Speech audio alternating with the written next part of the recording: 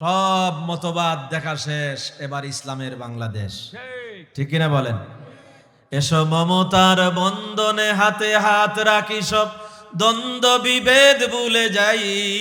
জামাত চরমোনাই হেফাজত খেলাফত, আমাদের ভেদাভেদ নাই। ঠিক কিনা বলেন? আমাদের কোনো ভেদাভেদ নাই। যারা ইসলামের কথা বলবে, কালেমার কথা বলবে, কোরআনের কথা বলবে, কে কোন তরিকার আমরা দেখব না।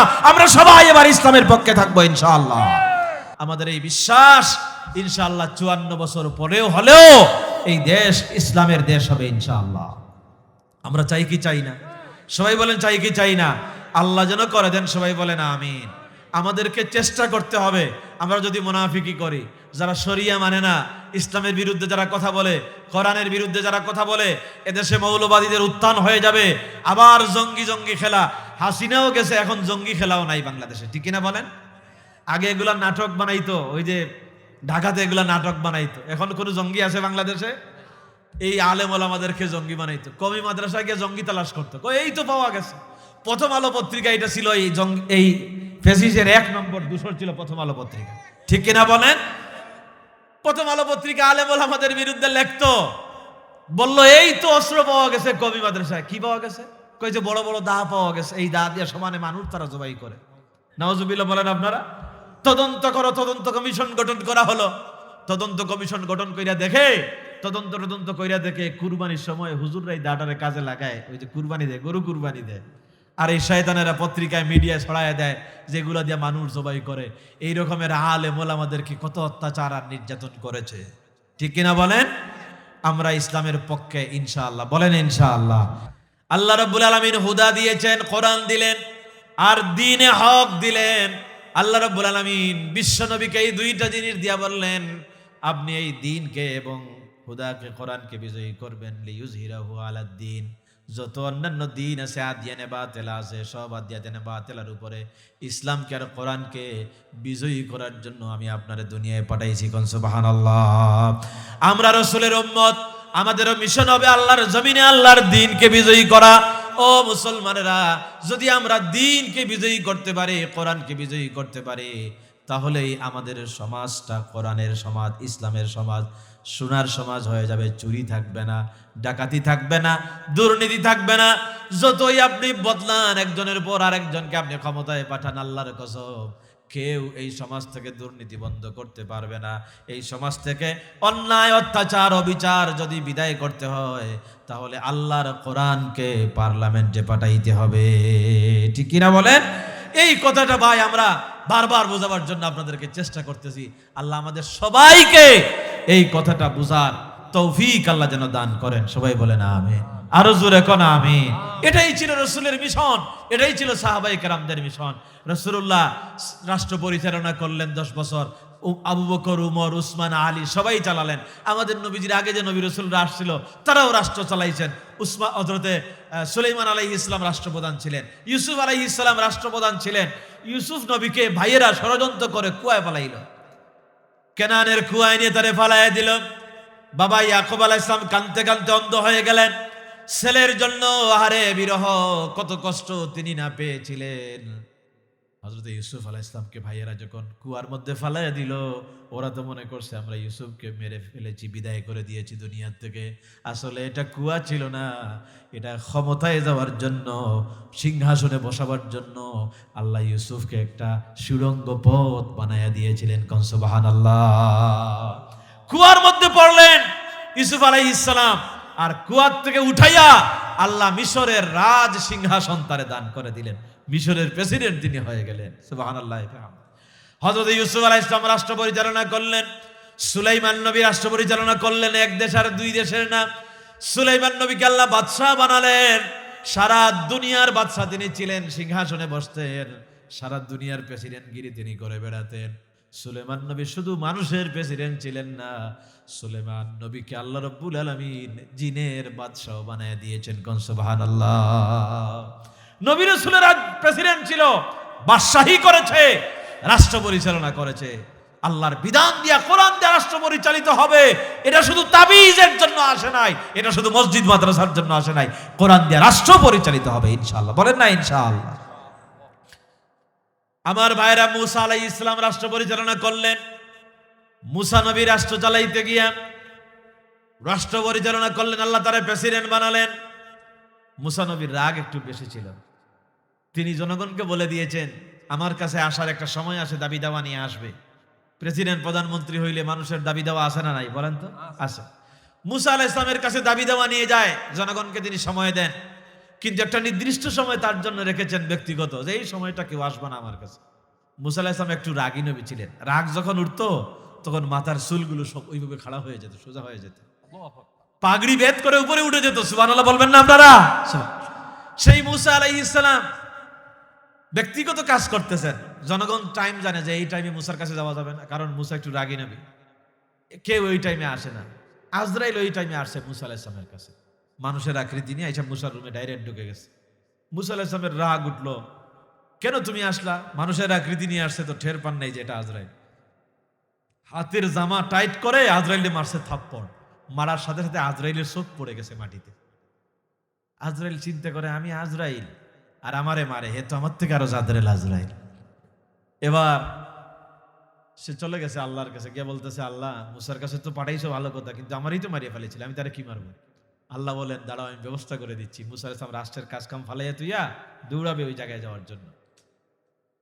কয়েকজন ফেরেশতা আল্লাহ পাঠালেন, যাও একটা কবর খনন করো। কবর খনন করা হচ্ছে, ওই কবরের ভিতর থেকে জান্নাতের সুগন্ধি আসতেছে, ঘ্রাণ আসতেছে, চতুর্দিকে সেই সুগ্রাণটা ছড়ায় গেল। মুসা আলাইহিস সালামের নাকে গিয়া লাগলো, তিনি পেরেশান হয়ে গেলেন, এত সুন্দর সুগন্ধি কোত্থেকে আসে তালাশ করার জন্য তিনি বেরিয়ে গেলেন। পথ চলতে চলতে অনেক দূর যাওয়ার পর মুসা আলাইহিস সালাম দেখলেন কয়েকজন খুব সুন্দর মানুষ একটা কবর খনন করতেছে, আর এই কবরের ভিতর থেকে এই সুগন্ধিটা আসে। মুসা আলাইহিস সালাম বললেন, ভাইরা তোমরা কারা? আমি তো তোমাদেরকে কোনোদিন দেখি নাই, এত সুন্দর কবর তোমরা খনন করতেছো, এই কবরের ভিতর থেকে জান্নাতের সুগন্ধি আসতেছে, তোমরা যদি পারমিশন দাও তাহলে তোমাদের এই কবরে আমি বসে কিছুক্ষণ বিশ্রাম নিতে চাই। তারা বলল, গো আল্লাহর নবী, আমরা আপনারে চিনি, আপনি এই জামানার পয়গম্বর মুসা কালিমুল্লাহ, পারমিশন নেওয়ার দরকার নাই, যতক্ষণ আপনার মন চায় ততক্ষণ পর্যন্ত বসে বসে এখানে বিশ্রাম নেন। মুসা আলাইহিস সালাম ওই কবরে নামলেন, বসলেন, তার বড় আরাম লাগলো। তিনি বললেন, ভাইরা আমার তো ঘুম চলে আসছে, আমি একটু ঘুমাতে চাই। তারা বলল, গো আল্লাহর নবী, ঠিক আছে আপনি ঘুমায় যান। হযরতে মুসা আলাইহিস সালাম ওই কবরে এবার শুইয়া গেলেন, তার ঘুম লেগে গেল। অনেকক্ষণ ঘুমানোর পরে মুসা আলাইহিস সালামের ঘুম যখন শেষ হয়ে গেল, এবার ঘুম থেকে তিনি যখন জাগ্রত হলেন, এবার আল্লাহর কাছে ফরিয়াদ জানায়, আল্লাহ জানি না এই কবরটা কার জন্য তুমি রেডি করতেছো, তবে তোমার কাছে আমার ফরিয়াদ, আল্লাহ জীবনে যত দোয়া করেছি তুমি কবুল করেছো। আমি বলেছিলাম রব্বি আরিনি, আল্লাহ তোমারে দেখতে চাই, তুমি বলেছো লান তারানি, মুসারে চামড়ার চোখ দিয়ে আমারে দেখতে পারবে না, এই সাহস তুমি করো না। মুসা আলাইহিস সালামের দোয়া আল্লাহর দরবারে মঞ্জুর হতো, যতক্ষণ মঞ্জুর না হতো ততক্ষণ পর্যন্ত তিনি দোয়া ছাড়তেন না। আল্লাহ তাআলা মুসা আলাইহিস সালামকে তুর পাহাড়ে নিয়ে গেলেন, নূরের ঝলক দেখালেন, বেহুশ হয়ে পড়ে গেলেন। মুসা বললেন, আল্লাহ তোমার সঙ্গে কথা বলতে চাই। আল্লাহ বলেন, মুসা রে, কেন তুমি আমারে কি বিশ্বাস করো না? মুসা বলেন, বিশ্বাস করি, লিয়াতমাইন্না কালবি, আমার অন্তরের শান্তির জন্য কথা বলতে চাই। মুসা আলাইহিস সালামের উপাধি ছিল কালিমুল্লাহ, তিনি আল্লাহর সঙ্গে কথা বলেছেন। এইভাবে যত দোয়া তিনি করেছেন আল্লাহর দরবারে মঞ্জুর হয়ে যেত। মুসা বলেন, আল্লাহর এই কবরটা কার আমি জানি না, আমি তোমার এই জামানার পয়গম্বর, ভিক্ষা চাই তোমার কাছে, দয়া করে এই কবরটা তুমি আমারে দান করে দাও। আল্লাহ বলেন, মুসারে দুয়ার দরকার নাই, এই কবরটা আমি আল্লাহ তুমি মুসার জন্য রেডি করতেছি। আল্লাহ এবার মালাকাল মউতকে বললেন, যাও, মুসা তার জায়গা মতো এসেছে। এবার আজরাইল আসছে, আয়েশা থরথর করে কাঁপে, যদি আবার মারে। সেই জলিলুল কদর পয়গম্বর মুসা আলাইহিস সালাম রাষ্ট্র পরিচালনা করেছেন। নবীরা রাষ্ট্র চালাইছে, সুলেমান নবী রাষ্ট্রপতি, মুসা আলাইহিস সালাম রাষ্ট্রপতি, হযরতে ইউসুফ আলাইহিস সালাম রাষ্ট্রপতি, আর সবচাইতে সেরা রাষ্ট্রপ্রধান ছিলেন বিশ্বনবী মুহাম্মদুর রাসূলুল্লাহ সাল্লাল্লাহু আলাইহি ওয়াসাল্লাম। নবীজি যদি রাষ্ট্র না চালাইতেন, আল্লাহর কসম রাষ্ট্র চালানোর কথা আলেম ওলামারা ইসলামপন্থীরা বলতো না। নবীজি রাষ্ট্র চালাইছেন, সাহাবায়ে কেরামরা রাষ্ট্র চালাইছেন, এজন্য আমরা রাষ্ট্রের কথা বলি। ও মুসলমানেরা, আপনাদের কাছে আহ্বান করে গেলাম, এই জমিন আল্লাহর জমিন, এই জমিন শাহজালালের জমিন, শাহপরানের জমিন। আমার বাড়ি সিলেটে, 360 আউলিয়ার পদবারে ধন্য বাংলার জমিন। চিটাগাঙ্গে আছেন আল্লাহর ওলিরা, 12 আউলিয়া, তারপরে খান জাহান আলী রহমতুল্লাহ আলাইহি এই জমিনে শাহিদ আছেন। এই বাংলাদেশে সাহাবায়ে কেরামরা কালেমার দাওয়াত নিয়ে এসেছেন। এই বাংলাদেশে আল্লাহর ওলিরা শাহিদ আছে। এই দেশটা আল্লাহর কোরআন দিয়ে চলুক, এটা আমরা চাই কি চাই না? জুড়ে বলেন, চাই কি চাই না? সব দেখা শেষ, এবার ইসলামের বাংলাদেশ আমরা দেখতে চাই। আল্লাহ যেন আমাদেরকে সেই প্রচেষ্টা চালিয়ে যাওয়ার তৌফিক দান করেন, সবাই বলেন আমিন। রাসূল করিম সাল্লাল্লাহু আলাইহি ওয়াসাল্লামকে আল্লাহ তাআলা আজ থেকে প্রায় ১৫০০ বছর আগে এই দুলির দোরায় পাঠালেন। কেন পাঠালেন? রাসূলুল্লাহকে আল্লাহ রাব্বুল আলামিন কেন পাঠালেন? মিশনটা কি ছিল? আল্লাহর কোন উদ্দেশ্য দিয়ে আল্লাহ আমাদের নবীকে এই দুনিয়ায় পাঠালেন? ওই আয়াতের ভিতরে আল্লাহ খুব সুন্দর করে উঠিয়ে দিয়েছেন। আল্লাহ তাআলা বলেছেন, হুয়াল্লাযী আরসালা রাসূলাহু বিল হুদা ওয়া দীনিল হক লিইয়ুযহিরাহু আলাদ-দীনি কুল্লিহি ওয়া কাফা বিল্লাহি শাহীদা। বলেন আল্লাহু আকবার। আল্লাহ রাব্বুল আলামিন বলেন, তিনি তার রাসূলকে, আল্লাহ তাআলা তার হাবিবকে পাঠালেন এই দুলির দলায়। পাঠানোর উদ্দেশ্য হলো লিইয়ুযহিরাহু আলাদ-দীন, দ্বীনকে বিজয়ী করবেন এই জমিনে, আল্লাহর জমিনে আল্লাহর দ্বীনকে গালেব করার জন্য, আল্লাহর দ্বীনকে বিজয়ী করার জন্য আল্লাহ রাব্বুল আলামিন বিশ্ব নবীকে দুনিয়ায় পাঠাইছেন। কোন সুবহানাল্লাহ। দুটো জিনিস দিলেন দ্বীনকে বিজয়ী করার জন্য। আল্লাহ তাআলা রাসূলকে বিল হুদা ওয়া দীন হক, হুদা এবং দীন হক সহকারে পাঠাইছেন। হুদা মানে কি? হেদায়েত দিলেন আল্লাহ তাআলা। আল্লাহ রাব্বুল আলামিন বলেন, ফা ইম্মা ইয়াতিয়ান্নাকুম মিন্নি হুদান ফামান তাবিআ হুদায়া ফালা খাউফুন আলাইহিম ওয়ালা হুম ইয়াহজানুন। এই যে হুদার কথা বলা হয়েছে, হুদা হেদায়েত কি? হুদা মানে হলো কোরআনে কারীম। আল্লাহ রাব্বুল আলামিন বিশ্ব নবীকে কোরআন দিলেন, হেদায়েত দিলেন, এই কিতাব দিলেন, আর দ্বীনে হক দিলেন। দ্বীনে হকের নাম হলো ইসলাম। দ্বীনে হকের নাম কি ভাই? ইসলাম। ইন্নাদ দীনা ইনদাল্লাহিল ইসলাম। আল্লাহর কাছে গ্রহণযোগ্য একমাত্র জীবন ব্যবস্থার নাম ইসলাম। জোরে কোন, আমাদের জীবন ব্যবস্থার নাম কি? ইসলাম। জাতীয়তাবাদ আমার জীবন ব্যবস্থা নয়, ধর্ম নিরপেক্ষতাবাদ মুসলমানের জীবন ব্যবস্থা নয়। কমিউনিস্ট, সমাজতন্ত্র, সমাজতান্ত্রিক যারা, ওই যে বামপন্থী আমাদের দেশে যারা ওই আন্দোলন যারা করে, যত মতবাদ আছে, কোন মতবাদ আল্লাহর কাছে গ্রহণযোগ্য নয়। আল্লাহর কাছে একমাত্র গ্রহণযোগ্য জীবন ব্যবস্থার নাম ইসলাম। ইন্নাদ দীনা ইনদাল্লাহিল ইসলাম ওয়া মান ইয়াবতাগি গায়রাল ইসলামে দীনান ফালা ইউকবাল মিন। ইসলাম ছাড়া আর কোনো কিছু চলবে না। এই জমিনে জীবন ব্যবস্থা চলবে একটা, সেটা হলো আল ইসলাম।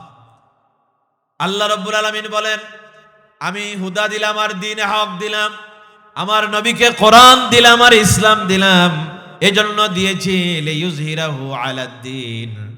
অন্যান্য যত আদিয়ান আছে, আদিয়ানে বাতিলা আছে, যত রকমের মতবাদ আছে, যত তন্ত্র মন্ত্র আছে, সব তন্ত্র মন্ত্রের উপরে ইসলামকে, কোরআনকে বিজয়ী করার জন্য আল্লাহ রাসূলুল্লাহকে দুনিয়ায় পাঠাইছেন। কোন সুবহানাল্লাহ।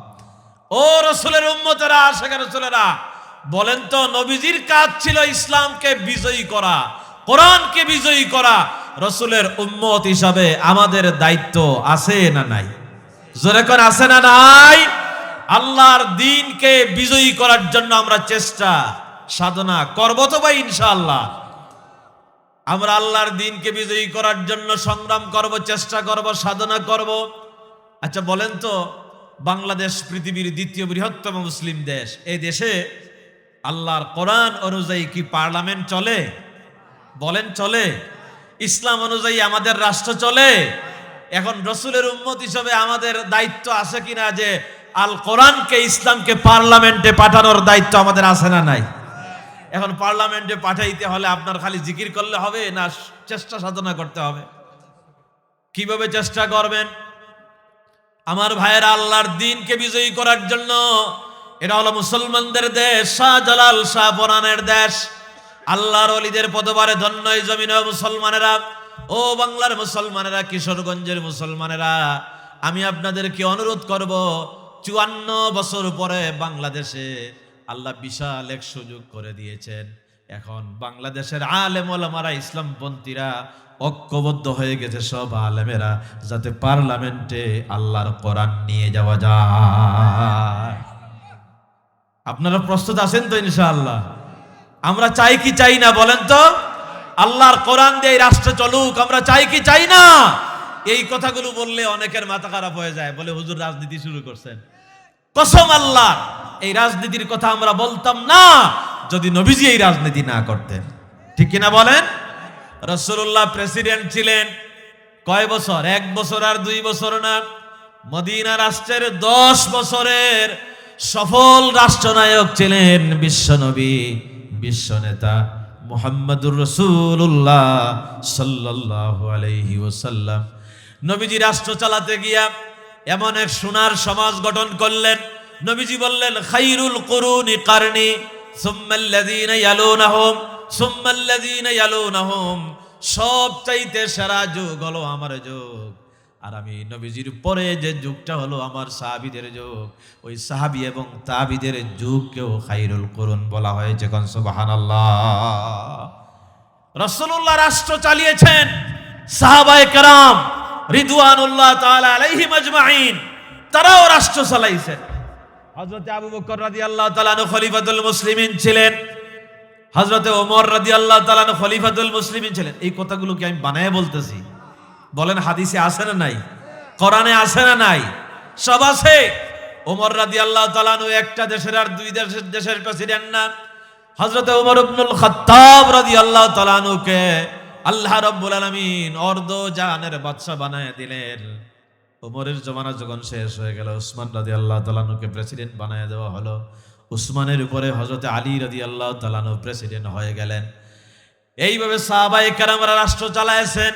যদি নবী এবং সাহাবীরা রাষ্ট্র না চালাইতেন, আল্লাহর কসম এত রিস্ক নিয়া এই কথাগুলো আমরা বলতাম না।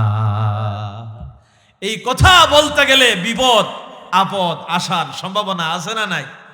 আমাদের এক মুফাসসির আল্লামা সাঈদী রাহিমাহুল্লাহ দীর্ঘ 13 বছর কারাগারে বন্দী ছিলেন। এমনকি শেষ সময় আইসা তারে ইনজেকশন পুশ করে দুনিয়া থেকে বিদায় করে দেয়া হয়েছে। ঠিক কিনা বলেন? কেন এত রিস্ক নিলেন, জীবনের ঝুঁকি নিলেন? কেন আল্লাহর দ্বীনের জন্য জীবন দিয়ে দিলেন? কারণ এটাই হলো নবীওয়ালা কাজ। ঠিক কিনা বলেন? নবীওয়ালা কাজ হলো আল্লাহর দ্বীনকে বিজয়ী করা, কোরআনকে বিজয়ী করা। আচ্ছা বলেন তো, কোরআন কি শুধু তাবিজের কিতাব না? এর ভিতরে রাষ্ট্র চালাবার নীতি আছে না নাই? আছে। তিবিয়ানান লিকুল্লি শাই।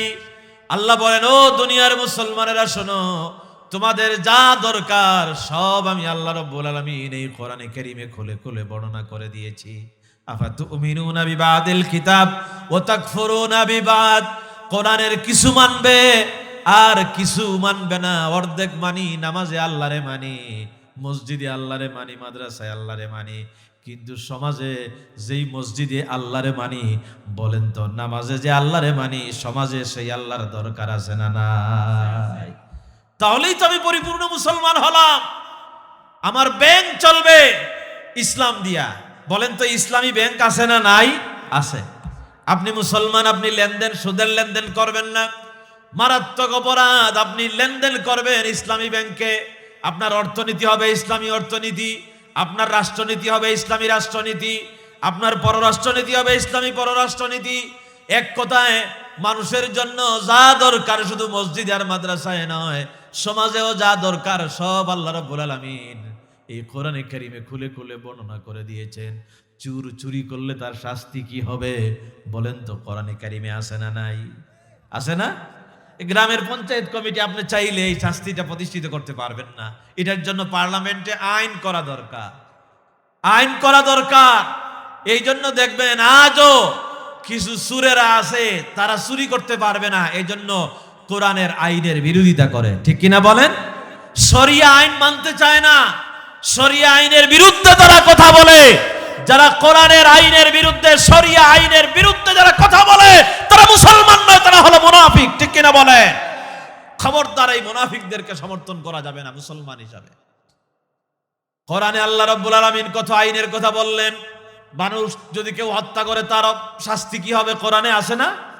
আল কাতলু বিল কাতলে, হত্যার বদলে হত্যা। আল্লাহ বলেছেন ওয়াফিল কিসাসে হায়াতুন, এই হত্যার ভিতরে রয়েছে জীবন। এটা আল্লাহর আইন। এটা কার আইন? আল্লাহর আইন। কোরআনে আইন আছে, সব আছে, তিবিয়ানান লিকুল্লি শাই। এখন কোরআনের এই আইনগুলো যদি আমরা প্রতিষ্ঠা করতে চাই, তাহলে ওয়াজ করলে, মিলাদ পড়লে আর জিকির করলে কোরআনের আইন প্রতিষ্ঠা হবে না।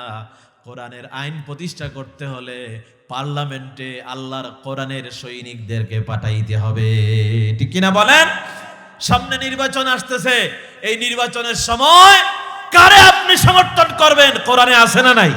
আছে।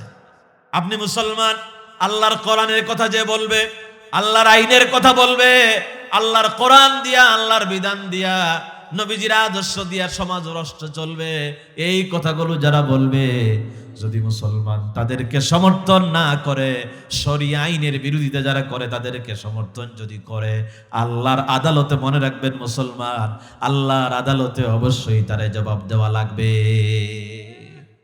এটা কমপ্লিট কোড অফ লাইফ, পরিপূর্ণ জীবন ব্যবস্থা। কোরআনকে আল্লাহ মুকাম্মাল নিজামে হায়াত বানিয়েছে।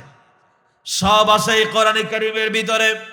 কোরআনের চাইতে বড় নিয়ামত আর নাই। আমরা এটারে তাবিজের কিতাব বানাইছি, মনে করছি এটা শুধু মনে হয় হুজুরদের কাছে যাইতে, আগের লোকেরা যাইতো গিয়ে বলতো হুজুর তাবিজ দেন, আর হুজুররা কোরআনে কারীম খুলে ওই যে ইয়াসিন সূরার তাবিজ কি, সূরা রহমানের তাবিজ কি, এগুলা কোরআনের প্রথমে লেখা থাকতো, গড় দিয়ে দিয়ে অক্ষর দিয়ে দিয়ে লেখা থাকতো। আমরা যখন কোরআন তেলাওয়াত করতে যাইতাম মনে করতাম এটা মনে হয় সুলেমানি তাবিজের কিতাব। আসলে কি এটা তাবিজের কিতাব? এটা দিয়ে পার্লামেন্ট চলে। রাসূলুল্লাহ রাষ্ট্র চালাইছেন কোরআন দিয়া। সুবহানাল্লাহ বলবেন না আপনারা? আমার ভাইরা, সাহাবায়ে কেরাম কোরআন দিয়ে রাষ্ট্র পরিচালনা করলেন, তাবিরা কোরআনে কারীম দিয়ে রাষ্ট্র পরিচালনা করলেন। এটা শুধু তাবিজের কিতাব নয়, সব কিছু আল্লাহ রাব্বুল আলামিন কোরআনে কারীমের ভিতরে দান করেছেন। এরপরে দিন দিলেন আল্লাহ রাব্বুল আলামিন, বিশ্ব নবীকে ইসলাম দিলেন। আল্লাহ বললেন উদখুলু ফিস সিলমি কাফা, ইসলামের মধ্যে পরিপূর্ণ রূপে প্রবেশ করো। বলেন তো পরিপূর্ণ রূপে ইসলামে প্রবেশ করার দরকার আছে না? না। আপনি ঢাকায় যাবেন, কিশোরগঞ্জ গিয়া যদি গাড়িতে উঠেন বাসের মধ্যে, এক পা যদি বাসে দেন আর আরেক পা যদি রাস্তায় থাকে, আর ড্রাইভারে যদি বলেন আমি বাসে উঠছি তুমি গাড়ি ছাড়ো, এইবার যদি গাড়ি ছাড়ে, আপনি কি ঢাকা যাইতে পারবেন? এখানেই তো শেষ হয়ে যাবে। পরিপূর্ণরূপে উঠতে হবে গাড়িতে। জামা আপনি পরবেন, জামার একটা হাত ঢুকাইছেন আর বাকিটা আরেকটা হাত ঢুকান নাই, আপনি এইভাবে রাস্তায় হাঁটতেছেন জামা ঝুলে ঝুলে। কেউ কি বলবে যে আপনি জামা পরছেন? বলবে যে লোকটা পাগলের মতো মনে হচ্ছে। আমরা অর্ধেক মানি, নামাজে আল্লাহরে মানি, নামাজে দিন মানি, কিন্তু সমাজে আমরা দিন মানি না। আমাদের দেশের এই অবস্থা কেন? কেন মুসলমানের দেশ বারবার দুর্নীতিতে চ্যাম্পিয়ন হয়? তার কারণ হলো যারা কোরআনের কথা বলে, ইসলামের কথা বলে, আমরা তাদেরকে সমর্থন করি না। ঠিক কিনা বলেন? এটাও ইবাদত, এটাও ইবাদত মুসলমানদের। খালি নামাজ রোজা, এটা তো অবশ্যই নামাজ রোজা ইবাদত। মুসলমান যত কাজ করবে সব কাজকে ইবাদত বানায়া দিবেন কে? আমার ভাইরা, এই দিন কায়েমের জন্য রাসূলুল্লাহ কত কষ্ট করলেন। এই দিন প্রতিষ্ঠা করতে গিয়ে রাসূলুল্লাহ কত কষ্ট করলেন। রাসূলুল্লাহ যদি দিন নিয়ে শুধু মসজিদে থাকতেন, আল্লাহর কসম তাইফের ময়দানে নবীজির রক্ত দেওয়া লাগতো না, উহুদের ময়দানে দান্দান মুবারক শহীদ করা লাগতো না। আল্লাহর হাবিব যখন কালেমার দাওয়াত দেওয়া আরম্ভ করলেন, সেই দিন থেকেই বিরোধিতা আরম্ভ হয়ে গেল। রাসূলুল্লাহ 3 বছর গোপনে গোপনে কালেমার দাওয়াত দিলেন। গারে হেরায় যখন কোরআন পেলেন, মা খাদিজার কাছে আসলেন, এসে বললেন আমারে কম্বল দ্বারা আচ্ছাদিত করো, জাম্মিলুনি। মা খাদিজা নবীজির কাছ থেকে পুরা ঘটনা শুনলেন। শোনার পর তিনি বুঝতে পারলেন আল্লাহ রাব্বুল আলামিন তাকে নবুয়তি দান করেছেন। সুবহানাল্লাহ, নবী হয়েছেন তিনি। মা খাদিজা বললেন যে আপনি ভয় পাবেন না, আল্লাহ তাআলা আপনার নবুয়তি দিয়েছেন, দিন দিয়েছেন। এই দিনকে বিজয়ী করার জন্য আপনাকে দাওয়াতি কাজ করতে হবে, আপনি দাওয়াত দেওয়া শুরু করেন। হুজুর বললেন খাদিজারে আমি কার কাছে কালেমার দাওয়াত দিব? মা খাদিজা বললেন ওগো আল্লাহর হাবিব, সব চাইতে আপনারা যে বিশ্বাস করে তারে আপনি কালেমার দাওয়াত দেন। এর আগে আরেকটা কথা বলি, আমার ভাইরা, আমার মা বোনেরা যারা ওয়াজ শুনতেছেন, সবার আগে এই পৃথিবীতে রাসূলুল্লাহর হাতে সবার আগে যিনি ইসলাম কবুল করেছেন তিনি হলেন আমাদের মা খাদিজা। কোন সুবহানাল্লাহ। নবীজি কালেমা যখন গারে হেরাত থেকে কোরআন নিয়ে আসলেন, মা খাদিজা সবার আগে মুসলমান হলেন। তিনি পড়লেন লা ইলাহা ইল্লাল্লাহু মুহাম্মাদুর রাসূলুল্লাহ। একটু মহব্বতের সাথে পড়েন লা ইলাহা ইল্লাল্লাহ, লা ইলাহা, লা ইলাহা ইল্লাল্লাহু মুহাম্মাদুর রাসূলুল্লাহ সাল্লাল্লাহু আলাইহি ওয়াসাল্লাম। আপনারা বিরক্ত হচ্ছেন নাকি? কষ্ট হচ্ছে? একটু তাকবীর দেওয়া যাবে? নারায়ে তাকবীর। আওয়াজটা কি মুসলমানের মতো হয়েছে? জোরে বলেন নারায়ে তাকবীর। তাকবীর। মা খাদিজা ইসলাম কবুল করলেন। এবার মা খাদিজা বললেন, আপনি যারে সবচেয়ে এবার বেশি বিশ্বাস করেন তার বাড়ি যান। আল্লাহর হাবিব বললেন, খাদিজা রে, আমার 20 বছরের বন্ধু হলো আবু বকর। আবু বকর আমারে বড় বিশ্বাস করে, আমি আমার আবু বকরের বড় বিশ্বাস করি, ভালোবাসি। মা খাদিজা বললেন, আপনি আগে আবু বকরের বাড়ি যান। আল্লাহর হাবিব হযরত আবু বকর সিদ্দিক রাদিয়াল্লাহু তাআলা আনহুর বাড়ি গেলেন। ডাকলেন, বন্ধুরে, আমি নতুন একটা খবর নিয়ে আসছি তোমার কাছে। বলে কি? আল্লাহ তাআলা আমাকে নবুয়তি দান করেছেন, এই ব্যাপারে তোমার রায় কি, তোমার অভিমত কি? তুমি কি আমার উপর ঈমান আনবা নাকি? এটা শুনতে চাই।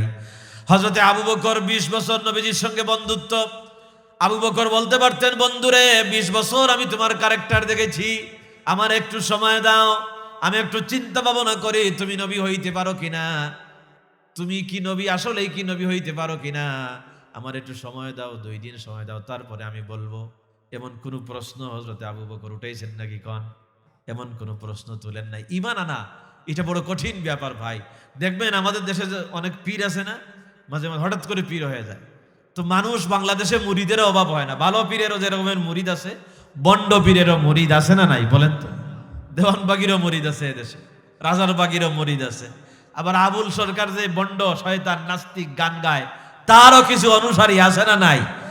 এই আবুল সরকারের পক্ষ যারা অবলম্বন করেছে তারাও হলো আবুল সরকারের মতো নাস্তিক মার্কা মুসলমান। ঠিক কিনা বলেন? মুরিদের অভাব হয় না, বন্ড হোক আর ভালো হোক, পীর হইলেই হইস। এ ভালো না খারাপ চিন্তা করে না। মুরিদ হয় ঠিকই, কিন্তু আপন লোক সহজে মুরিদ হয় না। কোন পীর যদি, বন্ড পীর যদি তার বন্ধুর কাছে অথবা স্ত্রীর কাছে অথবা তার একদম নিকটাত্মীয় কারো কাছে গিয়া যদি বলে যে আমি স্বপ্ন যুগে গত রাত্রে পীর হয়ে গেছি, তুই আমার পরিবার আন, হাজার হাজার মানুষ আমার মুরিদ হয়েছে, তুমি কেন এখন আমার মুরিদ হয় নাই? তখন ওই বন্ধু বলবে, তোরে আল্লাহ পীরগিরি দিবে আর জায়গা পায় নাই, তোর সব খবর আমার জানা আছে। বন্ধুর কাছে ওপেন সিক্রেট, জানা অথচ গোপন। বন্ধু সব খবর রাখে, বন্ধুর কাছে বন্ধুর খবর সবচাইতে বেশি। গোপনে কি করে না করে দুনিয়ার কারো কাছে কয় না, কিন্তু বন্ধুর কাছে না বললে পেটের ভাত হজম হয় না। এই ধরনের অন্তরঙ্গ বন্ধু আছে না নাই বলেন তো?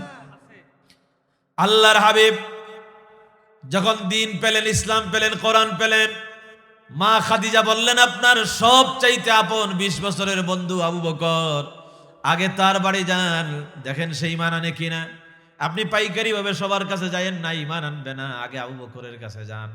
মা খাদিজা ইসলাম কবুল করার পর আল্লাহর হাবিব আবু বকরকে যখন বললেন যে আমাকে নবুয়তি দিয়েছেন, তোমার রায় শুনতে চাই, আল্লাহ তাআলা আমাকে যে নবুয়ত দিয়েছেন এই ব্যাপারে তুমি আমার উপর ঈমান আনবা কিনা? আবু বকর বললেন, বন্ধুরে, নিঃসন্দেহে আমি ঘোষণা করতে চাই 20 বছর তোমার মধ্যে যে ক্যারেক্টার, যে চরিত্র আমি দেখেছি, ওটাই হলো আল্লাহর নবীর চরিত্র। হযরত আবু বকর ঈমান আনলেন, পড়লেন লা ইলাহা ইল্লাল্লাহু মুহাম্মাদুর রাসূলুল্লাহ সাল্লাল্লাহু আলাইহি ওয়াসাল্লাম। ইসলাম বিজয় হওয়া আরম্ভ হলো। রাসূলুল্লাহ ইসলামের দাওয়াত দেন, খাদিজা ইসলাম কবুল করলেন, আবু বকর 2 নম্বরে ইসলাম কবুল করলেন। চাচাতো ভাই ছিলেন আলী রাদিয়াল্লাহু তাআলা আনহু। নবীজি আলীর কাছে গেলেন, আলীও বলে দিলেন লা ইলাহা ইল্লাল্লাহু মুহাম্মাদুর রাসূলুল্লাহ। হযরত যায়েদ রাদিয়াল্লাহু তাআলা ছোট্ট মানুষ, নবীজির খেদমত করেন, নবীজিকে বড় ভালোবাসেন। ছোট্টবেলায় মা বাবার থেকে তিনি হারিয়ে গিয়েছিলেন, রাসূলুল্লাহর ঘরে তিনি চলে আসলেন। আল্লাহর নবী তারে বড় ভালোবাসতেন, সেও নবীজিকে ভালোবাসতো।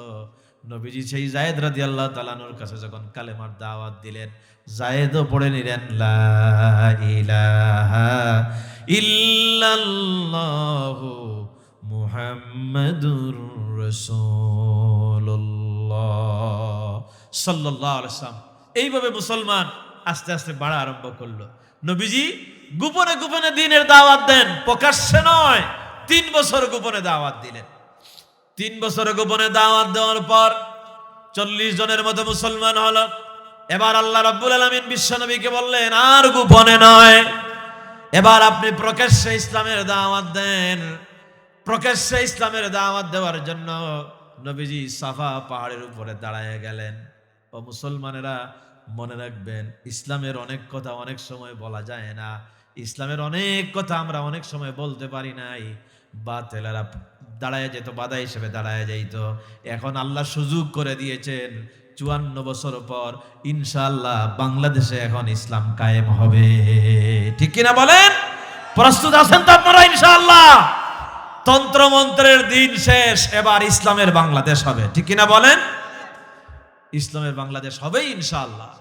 মানুষ সারা দিচ্ছে যে আমরা সব দেখছি, এবার আল্লাহর কোরআন দেখতে চাই। সব মতবাদ দেখছি, এবার আমরা ইসলাম দেখতে চাই। কেউ তো বাংলাদেশের দুর্নীতি বন্ধ করতে পারে নাই। আমার ভাইয়েরা, এইভাবে রাসূলুল্লাহ যখন প্রকাশ্যে দাওয়াত দেওয়া আরম্ভ করলেন, এখন প্রকাশ্যে হবে ইসলামের দাওয়াত। আমরাও ইনশাআল্লাহ প্রকাশ্যে কথাগুলো বলবো, ইসলামের কথা, কোরআনের কথা। নবীজি যেভাবে বলেছেন, নবীজির উত্তরসূরিরা তো সেইভাবেই কথা বলবে। নবীজি সাফা পাহাড়ের উপর দাঁড়ালেন। আল্লাহ বললেন, ওয়ানদির আশিরাতাকাল আকরাবিন। গোত্রের নাম ধরে ধরে আল্লাহর হাবিব ডাকলেন, সবাই আসলো। রাসূলুল্লাহ এবার ঘোষণা করলেন, ইয়া, আল্লাহ বলে দিলেন, কুল, হে নবী আপনি বলেন, ইয়া আইয়ুহান নাসু কুলু লা ইলাহা ইল্লাল্লাহু তুফলিহুন। হে মানব সকল, তোমরা বলো লা ইলাহা ইল্লাল্লাহ, আল্লাহ ছাড়া কোনো ইলাহ নাই, আল্লাহ ছাড়া কোনো মাবুদ নাই, আল্লাহ ছাড়া কোনো উপাস্য নাই, আল্লাহ ছাড়া আইনদাতা নাই, আল্লাহ ছাড়া বিধানদাতা নাই, আল্লাহ ছাড়া আর কারো আইন চলবে না। এই ঘোষণা আপনি দেন সাফা পাহাড়ের উপর দাঁড়ায়া। নবীজি সাফা পাহাড়ের উপর দাঁড়ায়া যখন কালেমার এই ঘোষণা দিলেন, সাথে সাথে আরম্ভ হয়ে গেল বিরোধিতা, অত্যাচার শুরু হয়ে গেল, নির্যাতন শুরু হয়ে গেল। তাহলে বোঝা যায় সঠিক ইসলামের দাওয়াত কারা দেয়, চিনবেন কিভাবে? বিরোধিতা যাদের প্রতি বেশি আসবে, মনে রাখবেন তারাই ইসলামের সঠিক দাওয়াত দিচ্ছে। ঠিক কিনা বলেন? এটাই নবী আলার কাজ। নবীজি যখন কালেমার দাওয়াত দিলেন সাফা পাহাড়ের উপরে দাঁড়াইয়া, আবু লাহাব পাথর হাতে নিয়ে বলল, তাব্বাল্লাকা ইয়া মুহাম্মদ, মুহাম্মদ তুমি ধ্বংস হয়ে যাও, আমাদের বাপ দাদার ধর্ম নষ্ট করার জন্য আমাদেরকে কি এখানে ডেকেছ? নবীজিকে পাথর মারা আরম্ভ করলো। নবীজি রক্তাক্ত হয়ে গেলেন। সাফা পাহাড়ের উপর আল্লাহর হাবিব বেহুশ হয়ে পড়ে রইলেন। নবীজিকে পাথর মেরে সবাই চলে গেল। নবীজি বেহুশ রক্তাক্ত অবস্থায় পড়ে আছেন। হযরতে হামজা রাদিয়াল্লাহু তাআলা আনহু তখনও তিনি মুসলমান হন নাই, তিনি সফরে ছিলেন, বাইরে ছিলেন। খবর পেলেন, বাসায় আসার পর তিনি খবর পেলেন তার স্ত্রী হামজা রাদিয়াল্লাহু তাআলা আনহুর স্ত্রী ঘরের দরজায় দাঁড়িয়ে আছেন। হামজার স্ত্রী বললেন, হামজারে তুমি না বীর পুরুষ, তুমি না তোমার ভাতিজা মুহাম্মদরে বেশি ভালোবাসো, তোমার ভাতিজাকে আবু লাহাব এবং তার দলের লোকেরা আঘাত করেছে, রক্তাক্ত করেছে, সাফা পাহাড়ের উপরে তিনি বেহুশ হয়ে পড়ে আছেন। সত্যি যদি তুমি বীর পুরুষ হও আর তোমার ভাতিজা মুহাম্মদকে ভালোবাসো, যাও প্রতিশোধ নিয়ে আসো, তারপরে ঘরে ঢুকবা। হযরতে হামজা রাদিয়াল্লাহু তাআলা আনহু আর ঘরে ঢুকেন নাই, ওখান থেকে বেক করে, ঘরের দরজা থেকে বেক করে সাফা পাহাড়ের কাছে চলে আসছেন। এসে দেখেন নবীজি রক্তাক্ত অবস্থায় পড়ে আছেন। আল্লাহর হাবিবের হুশ ফিরে এলো। নবীজি হামজা রাদিয়াল্লাহু তাআলা আনহু নবীজিকে ধরলেন, জড়ায় ধরে বললেন, ভাতিজা কে তোমারে রক্তাক্ত করেছে, কে তোমারে আঘাত করেছে? ভাতিজারে তোমারে যেভাবে রক্তাক্ত করেছে আমি আমার তরবারি দিয়ে তার ওইভাবে রক্তাক্ত করে দিব, তার নাম বলো। আল্লাহর হাবিব চোখ থেকে পানি দরদর করে পড়তেছে, কাঁদতেছেন। হযরত হামজা বলেন, ভাতিজা কে তোমাকে মেরেছে আমারে বলো, তুমি আমার ভাতিজা এতিম মুহাম্মদ, আমি প্রতিশোধ নিতে চাই, নাম বলো কে তোমারে আঘাত করেছে। আল্লাহর হাবিব বললেন, চাচা গো, আমি প্রতিশোধে বিশ্বাসী নই, আমারে যে আঘাত করেছে আমি জানি আপনি সেই আঘাতের প্রতিশোধ নিতে পারবেন, কিন্তু আমারে আপনি খুশি করতে পারবেন না। তখন হামজা রাদিয়াল্লাহু তাআলা যখন এই কথা বললেন, আল্লাহর হাবিবকে যখন এই কথা বললেন, হামজা রাদিয়াল্লাহু তাআলা এবার বললেন, ভাতিজারে তুমি খুশি হবে না আঘাত করলে, তাহলে তুমি কি করলে খুশি হবে, আমারে ঘোষণা দাও, আমি তোমারে খুশি করতে চাই। তখন আল্লাহর হাবিব বললেন, চাচা গো, আমি খুশি হয়ে যাব যদি আপনি পড়েন লা ইলাহা ইল্লাল্লাহু মুহাম্মাদুর রাসূলুল্লাহ সাল্লাল্লাহু আলাইহি ওয়াসাল্লাম। আমার ভাইয়েরা, যখন নবীজি তার চাচাকে কালেমার দাওয়াত দিলেন হামজা রাদিয়াল্লাহু তাআলা আনহুকে, তখন হামজা এবার বললেন, ভাতিজা তোমারে খুশি করার জন্য আমি যদি ইসলাম কবুল করলে তুমি খুশি হও, তাহলে তুমি সাক্ষী থাকো, আমি এখানেই দাঁড়ায় পড়ে নিলাম লা ইলাহা ইল্লাল্লাহু মুহাম্মাদুর রাসূলুল্লাহ। জোরে কোন আল্লাহু আকবার। হযরত হামজা ইসলাম কবুল করেছেন। আল্লাহু আকবার বলেন, আল্লাহু আকবার। হামজা ছিলেন ইসলামের বীর সেনানী। হামজাকে যখন কাফেরেরা দেখতো তখন থরথর করে কাঁপতো জিহাদের ময়দানে। হামজা রাদিয়াল্লাহু তাআলা আনহু ইসলাম কবুল করলেন। নবীজি কত ভালোবাসতেন হামজাকে, আর হামজাও ভালোবাসতেন রাদিয়াল্লাহু তাআলা আনহু নবীজিকে কত ভালোবাসতেন।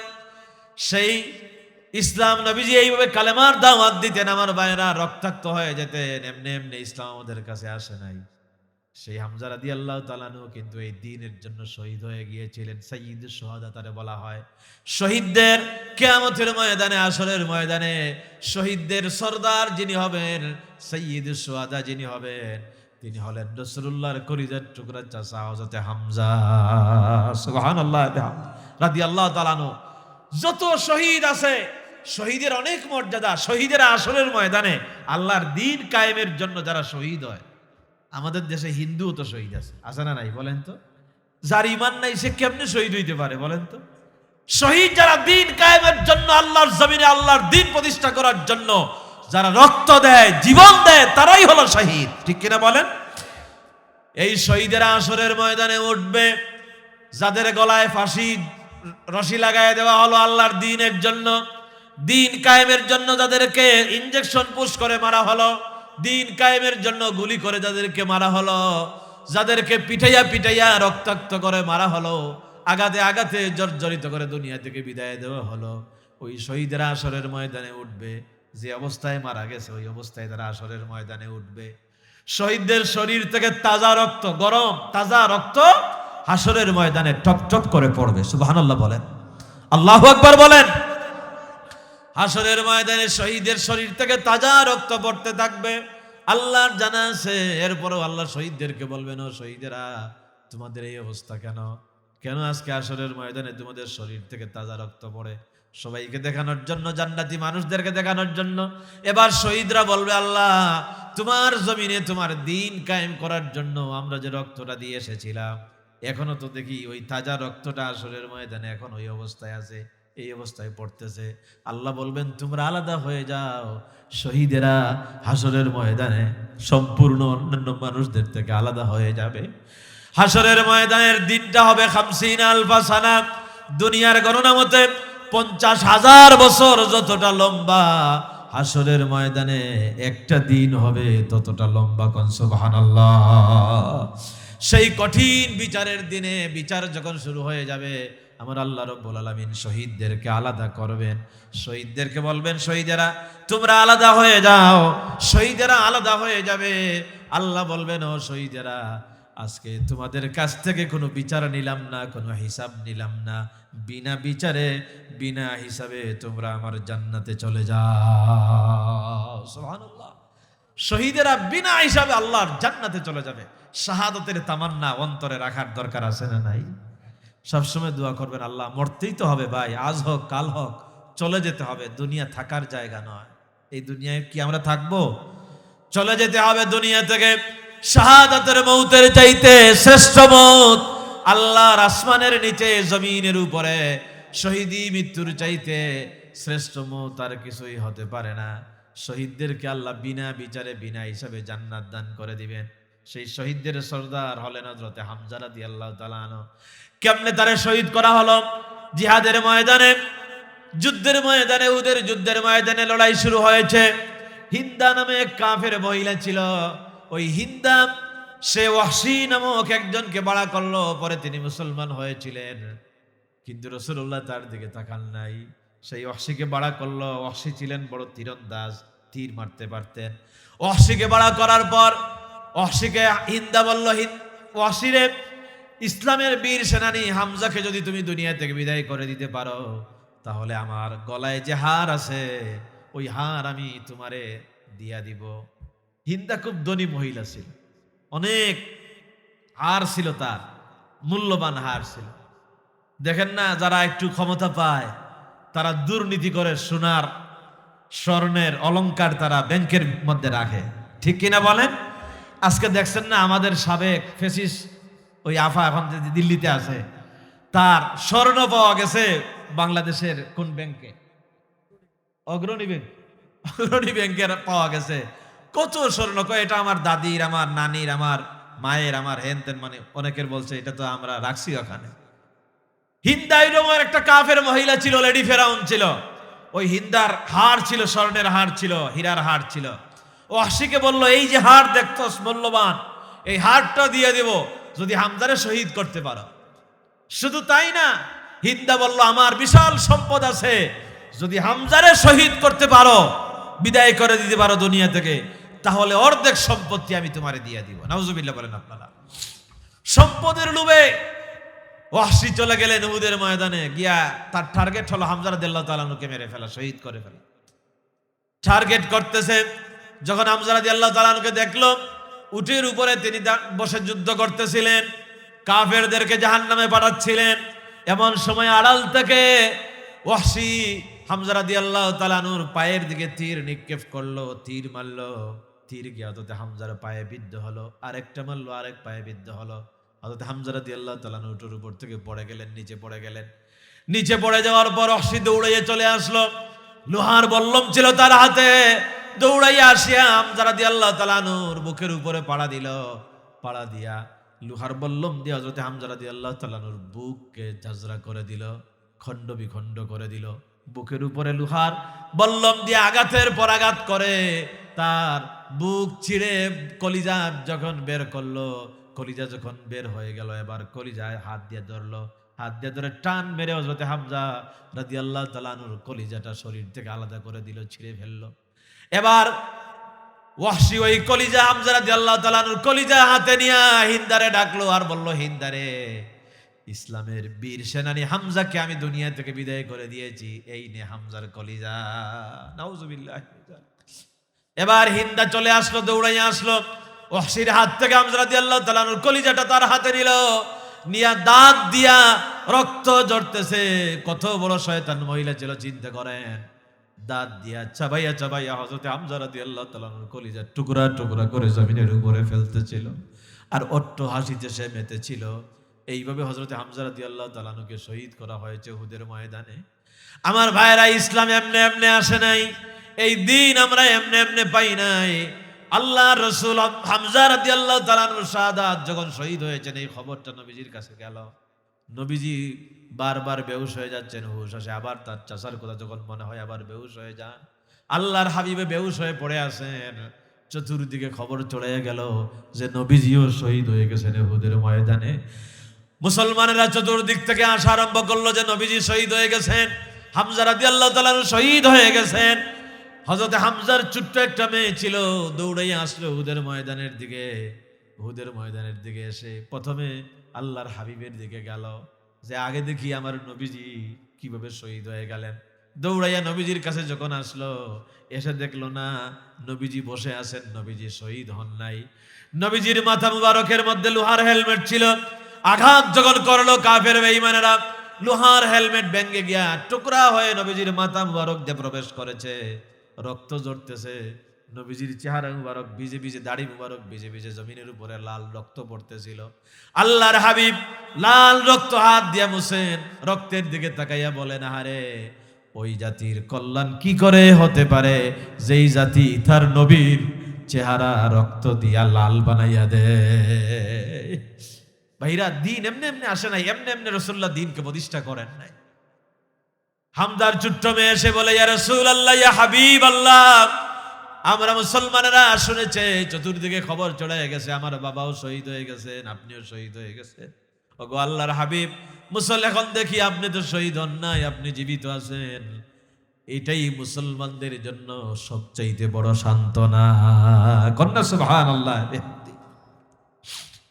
রাসূলুল্লাহ হামজা রাদিয়াল্লাহু তাআলা আনহুর মেয়েকে দেখার পর তিনি কাঁদতেছেন যে ছোট্ট মেয়েটা যখন তার বাবাকে দেখতে চাইবে কি জবাব দেবেন, কি জবাব দেবেন। কারণ হামজা রাদিয়াল্লাহু তাআলা আনহুকে দেখে মেয়ে সহ্য করতে পারবে না। লাশটা কত বিক্ষত করা হয়েছে উহুদের ময়দানে। আল্লাহর হাবিব তাকাচ্ছেন আকাশের দিকে। ওই মেয়েটা যখন বলবে যে চলেন আমার বাবার লাশটা দেখান, কত বিক্ষত লাশ, পা এক জায়গায় ফেলানো, মাথা এক জায়গায়, বুকটা জাজরা করে দেয়া হয়েছে। কিভাবে আমি আমার কলিজার টুকরা চাচার এই অবস্থা দেখে আমি কিভাবে সহ্য করব, আর তার ছোট্ট মেয়েটাকে কিভাবে আমি দেখাবো। আল্লাহর হাবিব এবার আকাশের দিকে তাকাচ্ছেন। আকাশের দিকে তাকানোর পরে নবীজি দেখলেন হামজা রাদিয়াল্লাহু তাআলা আনহু জান্নাতের দুইজন ফেরেশতাদের সাথে পাখি হয়ে আকাশে উড়ে বেড়াতেছে। আল্লাহর হাবিব হামজার ছোট্ট মেয়েকে বললেন, উপরের দিকে তাকাও। উপরের দিকে তাকাইয়া তার বাবাকে এইভাবে দেখাইয়া দেওয়া হলো। আমার ভাইয়েরা, দিন কায়েমের জন্য, জমিনে আল্লাহর দিনকে প্রতিষ্ঠা করার জন্য যারা জীবন দেয়, আল্লাহ বলেছে তাদেরকে মৃত বলো না। ওয়ালা তাকুলু লিমান ইউকতালু ফি সাবিলিল্লাহি আমওয়াত বাল আহইয়া, তারা হচ্ছে জিন্দা। শহীদদেরকে মৃত বলো না। আল্লাহ রাব্বুল আলামিনের কাছে তারা জিন্দা অবস্থায় থাকে। কোন সুবহানাল্লাহ।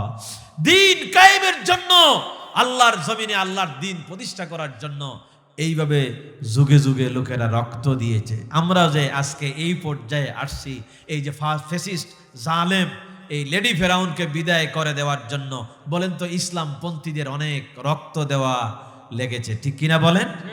জমিনে অনেক রক্ত ঝরেছে। আবু সাইদ এর রক্ত ঝরেছে এই জমিনে, এমনি এমনি বুক পেতে দিয়েছে, মুক্ত রক্ত দিয়েছে।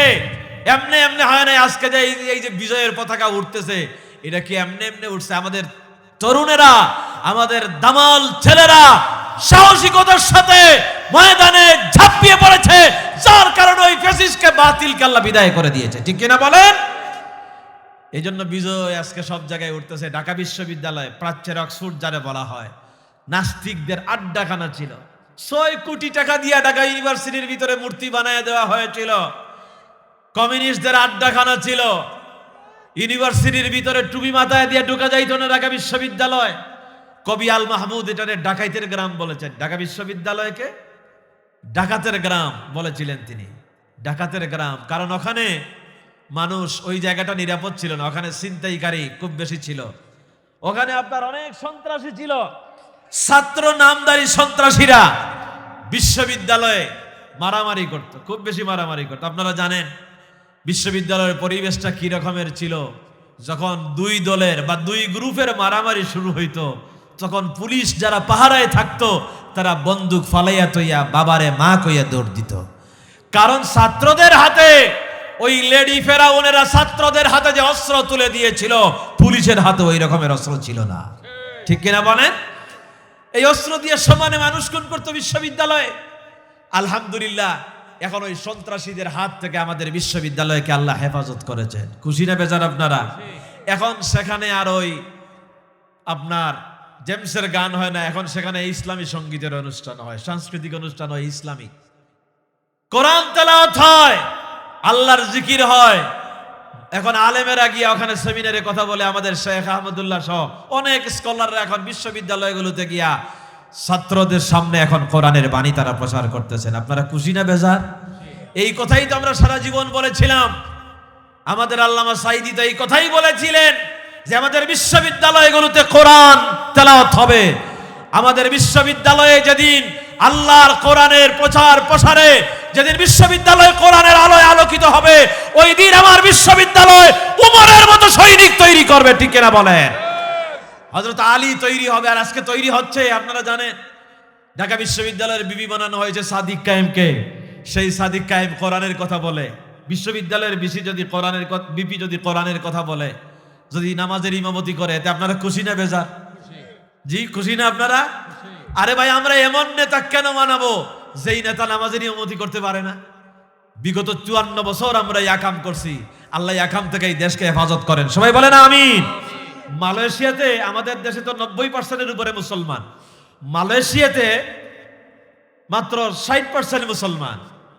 সেই 60% মুসলমানের প্রধানমন্ত্রী জুমার খুতবা দেয় আরবিতে। সুবহানাল্লাহ বলবেন না আপনারা? একদিকে বিশ্ববিদ্যালয়ের লেকচারার, সে অক্সফোর্ড ইউনিভার্সিটির লেকচারার ছিল আনোয়ার ইব্রাহিম, এখন যে ক্ষমতায় আছে। আরেকদিকে জুমার দিন জাতীয় মসজিদে গিয়ে দেখবেন আপনারা, মালয়েশিয়া যদি যান, পুত্র জায়াতে যেখানে ডক্টর জাকির নায়েক নামাজ সালাত আদায় করেন, ওখানে জুমার খুতবা দেন আনোয়ার ইব্রাহিম। বড় বড় মসজিদ, আমেরিকাতে গেলে তারা নিয়ে যায়, আমেরিকার সবচেয়ে বড় মসজিদ যেটা, ওখানে যদি জাতিসংঘের কোনো প্রোগ্রাম থাকে, আনোয়ার ইব্রাহিম গিয়ে জুমার খুতবা দেয়। সুবহানাল্লাহ বলবেন না আপনারা? এই রকম প্রধানমন্ত্রী আমরা চাই কি চাই না? সবাই বলেন চাই কি চাই না?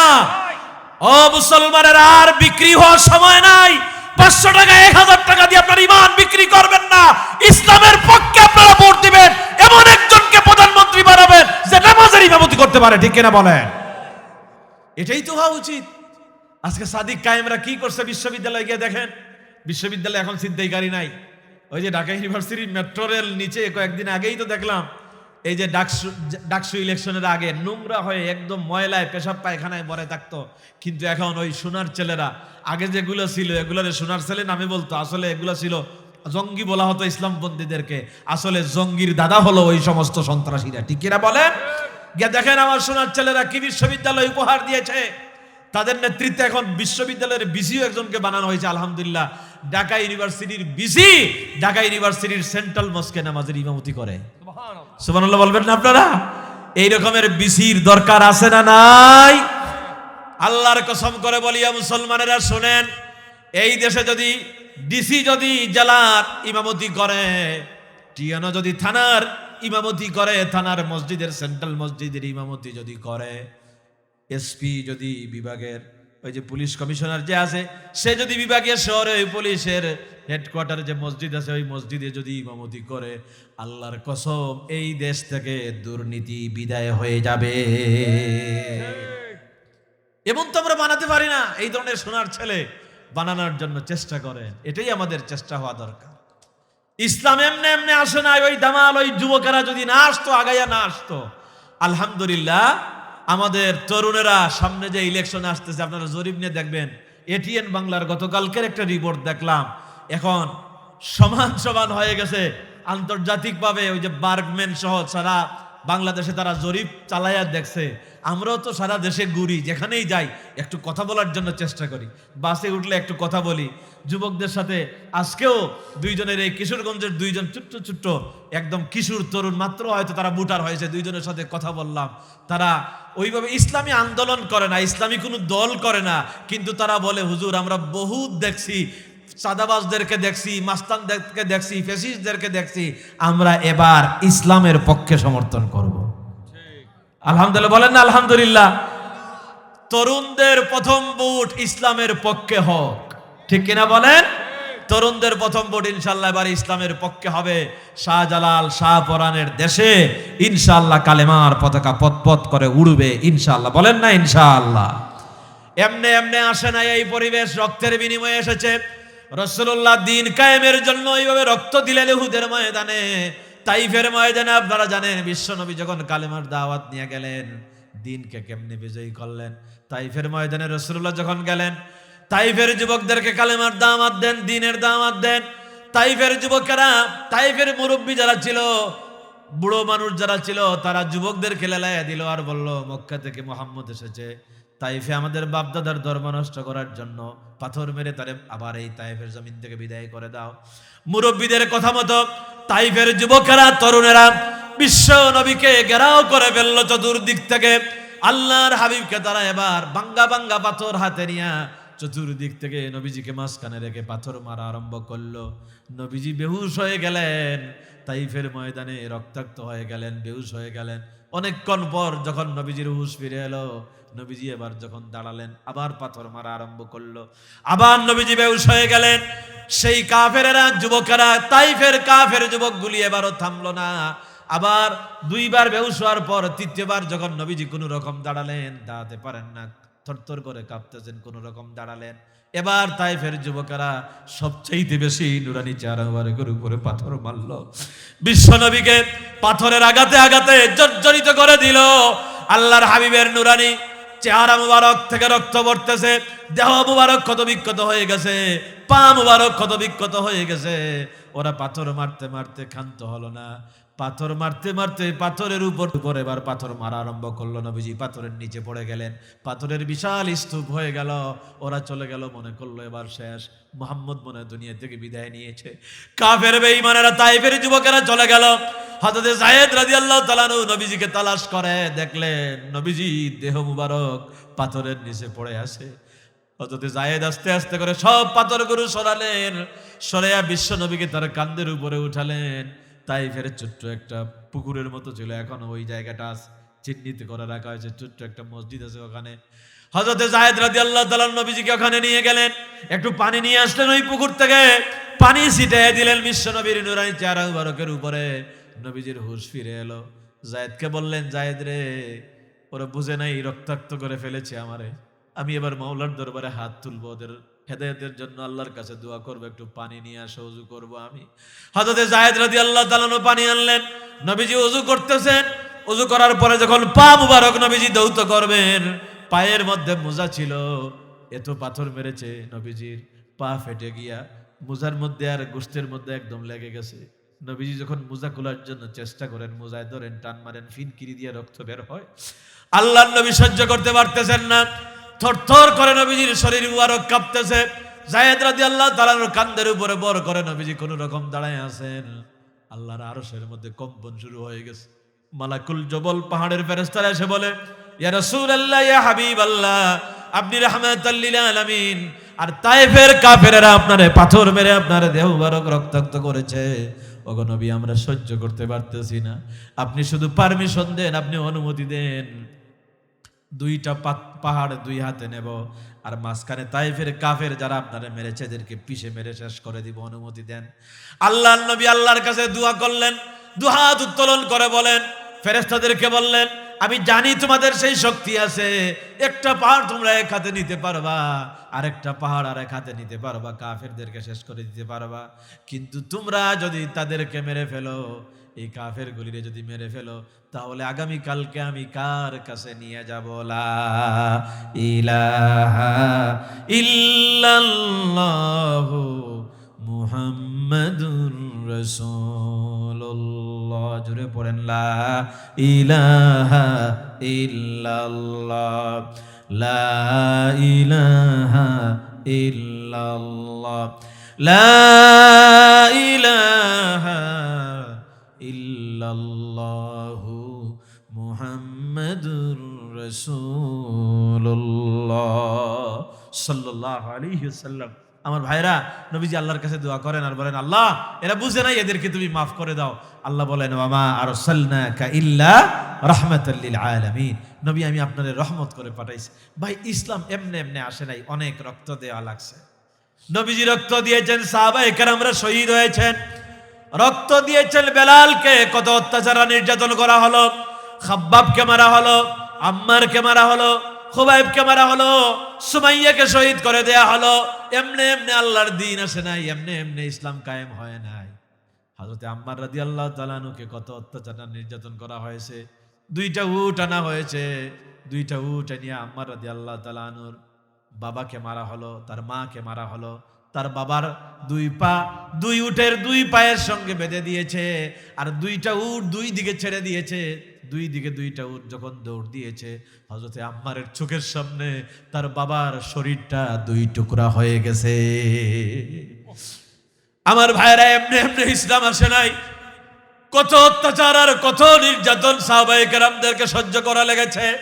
হযরতে আম্মারকেও শহীদ করে দেওয়ার জন্য আবু জাহাল তার সাথীদেরকে বলল, একটা গর্ত খনন করো, গর্ত খনন করা হলো, বললো এই গর্তের মধ্যে আগুন জ্বালাও। আগুন জ্বালানো হলো। আগুন যখন দাউ দাউ করে জ্বলে উঠলো, এবার আবু জাহাল বলল আম্মার রে রশি দিয়ে বেঁধে ধরেন, রশি দিয়ে বেঁধে নিয়ে আসো। আম্মারকে আসামির মতো চুরের মতো রশি দিয়া বেঁধে টেনে টেনে ওই আগুনের কাছে নিয়ে আসা হলো। এনে এবার আবু জাহেল বলল আম্মার রে, হয় মোহাম্মদকে ভুলে যাবে, মোহাম্মদের আল্লাহকে ভুলে যাবে, লাত মানাতের উপর ঈমান আনবে, আর না হয় তোরে দুনিয়া থেকে বিদায় করে দিবে, আগুনের মধ্যে ফেলে দিব। আম্মার রাদিয়াল্লাহু তাআলা বলল আবু জাহেল রে, আমি জীবন দিতে রাজি আছি, জীবন দিব, কিন্তু ঈমান দিব না। আমার ভাইরা, এবার আবু জাহেল রেগে গিয়ে আম্মার রাদিয়াল্লাহু তাআলা কে ওই আগুনের মধ্যে ছেড়ে দিল। জ্বলন্ত আঙ্গার আগুনের গর্তের মধ্যে আগুন, ওই গর্তের মধ্যে হযরতে আম্মার রাদিয়াল্লাহু তাআলা জীবন্ত একটা মানুষকে আগুনের মধ্যে যখন ছেড়ে দেওয়া হলো, নবীজি দূর থেকে খবর পেলেন, দেখলেন তার সাহাবী আম্মার আগুনের মধ্যে পড়ে গেছে।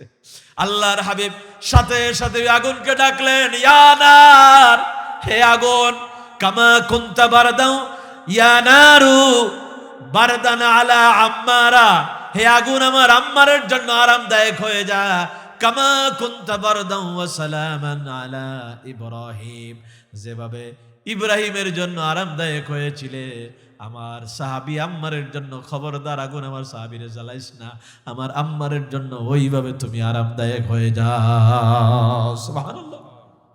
আবু জাহাল আম্মার রাদিয়াল্লাহু তাআলা কে আগুনের মধ্যে ফেলে চলে গেল, মনে করলো সে তো জ্বলে পুড়ে ছাই হয়ে গেছে।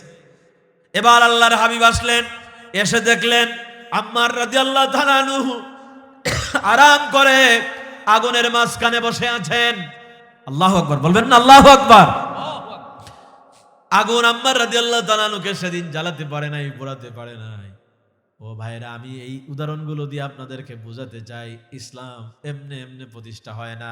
ইসলামের কথা যদি আপনি বলতে যান, কালেমার দাওয়াত দিতে যান, এই জমিনে আল্লাহর আইন যদি, আল্লাহর দ্বীন যদি প্রতিষ্ঠা করতে চান, তাহলে বাতিলেরা আপনাকে বাধা দিবে।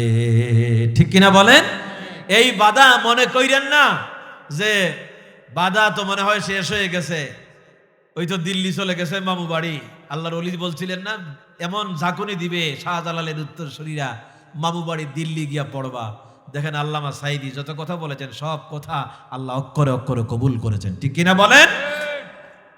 মামু বাড়ি দিল্লি গিয়া পড়ছে, মনে কইরেন না যে আর কোনো জালিম মনে হয় নাই। এটা যুগে যুগে হক আর বাতিলের দ্বন্দ্ব যুগে যুগে থাকবে, যুগে যুগে থাকবে। আপনি দেখেন এখনো হকের পক্ষেও আছে, বাতিলের পক্ষেও আছে। সারা বাংলাদেশের আলেম ওলামারা দল মত নির্বিশেষে যখন এই বাউল, এই যে আবুল সরকার আল্লাহর বিরুদ্ধে কথা বলল, আল্লাহরে গালি দিল, নাউজুবিল্লাহ মিন জালিক, এই কথা বলতেই তো আমাদের খুব ভয় লাগে। কত বাজে কথা বলেছে আল্লাহ সম্পর্কে, আল্লাহর শান নিয়ে কত বড় বেয়াদবি করেছে। তার বিরুদ্ধে বাংলাদেশের শাহজালালের উত্তরসূরিরা যখন ফুঁসে উঠেছে, তখন কিছু মুনাফিক যারা শরিয়ার বিরুদ্ধে কথা বলে, তারা তাদের পক্ষ অবলম্বন করেছে। ঠিক কিনা বলে? কেন তাদের পক্ষ তোমরা অবলম্বন করো? হক আর বাতিলে মনে করবেন না যে মনে হয় আর কোনো বাতিল নাই। দেখবেন আপনি ইসলামের যখন বিজয় শুরু হয়ে যাবে, বা যখন ইসলামের কথা আপনি বলবেন, তখন এইভাবে আরো নতুন নতুন ফেসিবাদ, নতুন নতুন জালেমের তৈরি হয়ে যাবে। মোকাবেলা করতে হবে মৃত্যুর আগ পর্যন্ত। হক আর বাতিলের দ্বন্দ্ব চলতেই থাকবে। আমরা ভয় পাবো না, আমরা হকের পক্ষে আসি। ঠিক কিনা বলেন? আমরা ইসলামের পক্ষে আসি তো ভাই ইনশাআল্লাহ। আমরা কি চাই এই জমিনে আল্লাহর দ্বীন কায়েম হোক? আমরা চাই কি চাই না? আল্লাহর কোরআন দিয়ে আমাদের পার্লামেন্ট চলুক, আল্লাহর আইন দিয়ে চাই কি চাই না? কারা কারা চাই? দু হাত উঁচু করে আল্লাহরে দেখায়।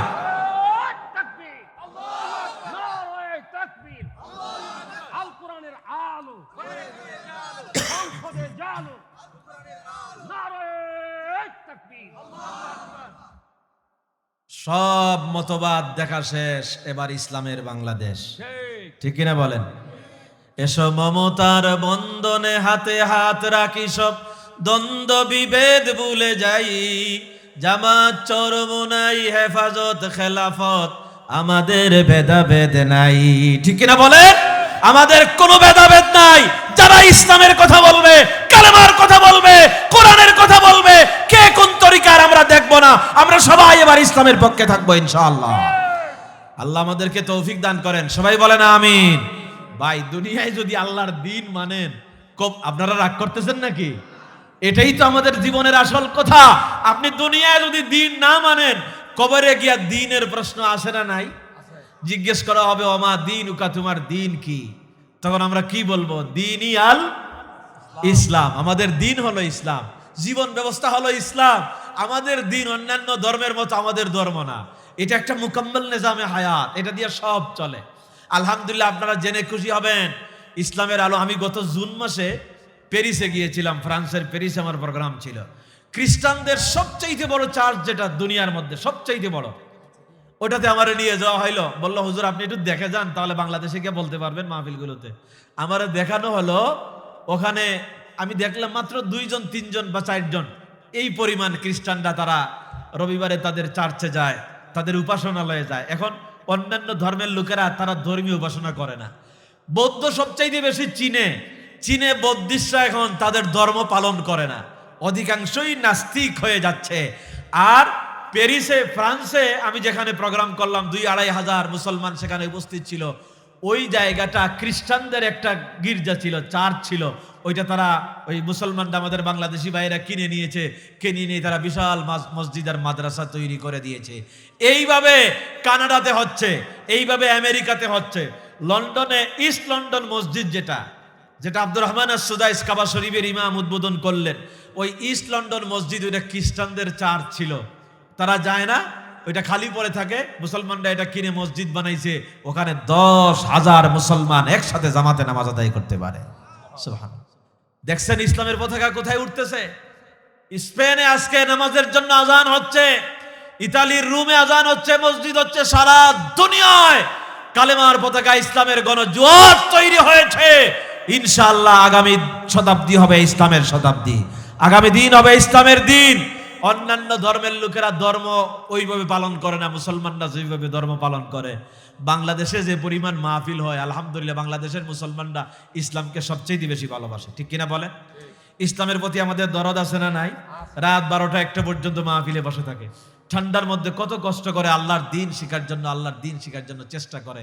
আল্লাহ পরিপূর্ণরূপে আমাদেরকে দিন বুঝার তৌফিক দান করেন। সবাই বলেন আমিন। ইনশাআল্লাহ, ইনশাআল্লাহ আমাদের এই বিশ্বাস, ইনশাআল্লাহ 54 বছর পরেও হলেও এই দেশ ইসলামের দেশ হবে ইনশাআল্লাহ। আমরা চাই কি চাই না? সবাই বলেন চাই কি চাই না? আল্লাহ যেন করে দেন। সবাই বলেন আমিন। আমাদেরকে চেষ্টা করতে হবে। আমরা যদি মুনাফিকি করি, যারা শরিয়া মানে না, ইসলামের বিরুদ্ধে যারা কথা বলে, কোরআনের বিরুদ্ধে যারা কথা বলে, এদেশে মৌলবাদীদের উত্থান হয়ে যাবে। আবার জঙ্গি খেলা, হাসিনাও গেছে, এখন জঙ্গি খেলাও নাই বাংলাদেশে, ঠিক কিনা বলেন? আগে এগুলা নাটক বানাইতো, ওই যে ঢাকাতে এগুলা নাটক বানাইতো। এখন কোনো জঙ্গি আছে বাংলাদেশে? এই আলেম ওলামাদেরকে জঙ্গি বানাইতো। কমি মাদ্রাসায় গিয়ে জঙ্গি তালাশ করতো, এই তো পাওয়া গেছে। প্রথম আলো পত্রিকা এটা ছিল, এই ফেসিসের 1 নম্বর দূষর ছিল প্রথম আলো পত্রিকা, ঠিক কিনা বলেন? প্রথম আলো পত্রিকা আলেম ওলামাদের বিরুদ্ধে লিখতো, বললো এই তো অস্ত্র পাওয়া গেছে কমি মাদ্রাসায়। কি পাওয়া গেছে? কই যে বড় বড় দা পাওয়া গেছে, এই দা দিয়ে সমানে মানুষ তারা জবাই করে। নাউজুবিল্লাহ বলেন আপনারা। তদন্ত করো, তদন্ত কমিশন গঠন করা হলো। তদন্ত কমিশন গঠন কইরা দেখে, তদন্ত কইরা দেখে কুরবানির সময় হুজুররা এই দাটারে কাজে লাগায়, ওই যে কুরবানি দেয়, গরু কুরবানি দেয়।